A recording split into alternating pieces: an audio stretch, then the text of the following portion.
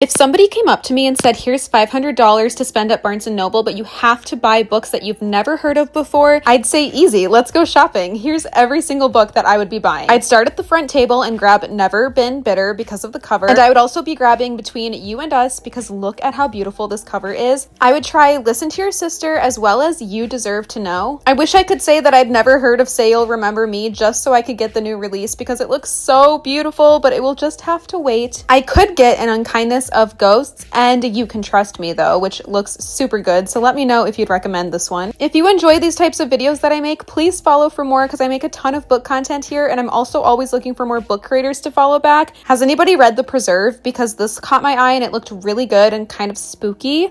I also would absolutely be grabbing The World According to Joan Didion. Joan Didion is one of my favorite people on this entire planet. I love her so much and the inside of this book was absolutely stunning and beautiful. If you haven't read any of her works yet, highly recommend. I would also be grabbing A Deadly Education just for the cover and title, which I guess is what this video is, but Bright Burning Things as well caught my eye, and I would love to try The Most by Jessica Anthony. If anyone's read this, let me know what you thought about that one. The Secrets of the Little Greek Taverna looks like the most perfect summer reading book, so that would be coming home with me. And then I've never heard of this H.D. Carlton book, so Shallow River would also be coming home with me, as well as Sweet Obsession by Katie Robert.